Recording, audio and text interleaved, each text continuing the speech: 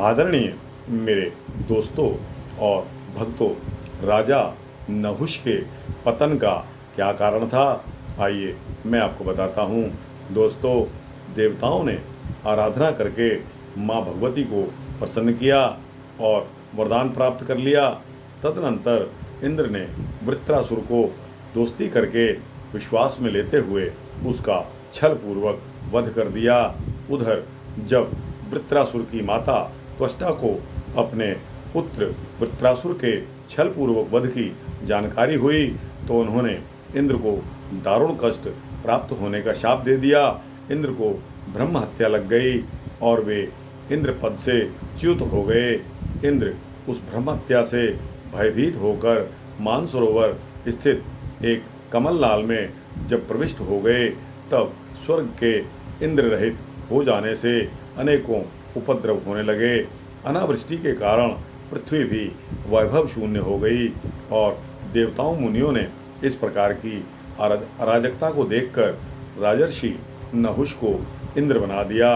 इंद्र नहुष बहुत ही धर्मात्मा व्यक्ति थे, पर राजसी वृत्ति और स्वर्ग के सुखों का उपभोग करते हुए वे इंद्राणी के प्रति विषयासक्त हो गए।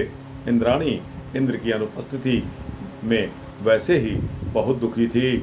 इसी नई विपत्ति आ जाने के कारण उसने देवगुरु बृहस्पति की शरण ली। बृहस्पति के परामर्श से शची ने भगवती जगदम्बा की आराधना शुरू कर दी, जिससे प्रसन्न होकर भगवती ने इंद्राणी को दर्शन दिए और अपनी एक दूती के साथ शची को मानसरोवर भेजकर इंद्र के दर्शन करवा दिए। शची ने इंद्र को अपनी विपत्ति से अवगत कराया। इस पर इंद्र ने अपनी पत्नी इंद्राणी को परामर्श दिया कि तुम नहुष से जाकर एकांत में कहना कि आप ऋषियों द्वारा वहन किए जाने वाले दिव्य वाहन से मेरे पास आएं। ऐसा होने पर मैं प्रेम पूर्वक आपके वश में हो जाऊंगी। शची ने ऐसा ही किया।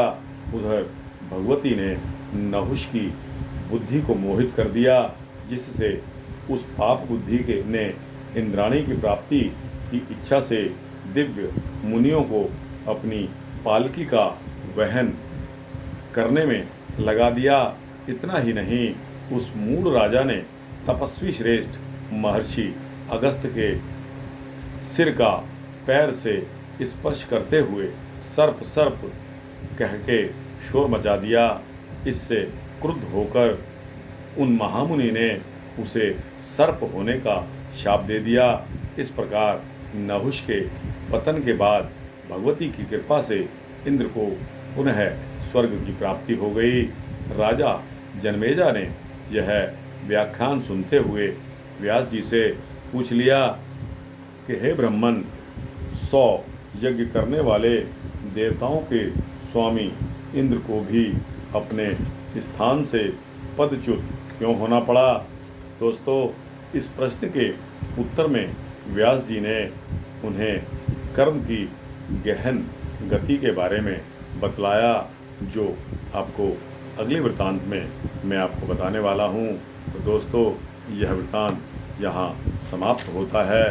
राजा नहुष का पतन कैसे हुआ और इंद्र को पुनः अपने इंद्रासन की प्राप्ति कैसे हुई। यह वृत्तांत अगर आपको अच्छा लगा हो तो इसको लाइक और शेयर करते हुए अपने दोस्तों, मित्रों, जिज्ञासुओं और भक्तों को अवश्य भेजना। इस चैनल को सब्सक्राइब करेंगे तो आपको इसी तरह के भक्ति वृत्तांत देता रहूँगा, यह मेरा संकल्प है। जय श्री राधे, जय श्री सीता रामचंद्र भगवान की जय।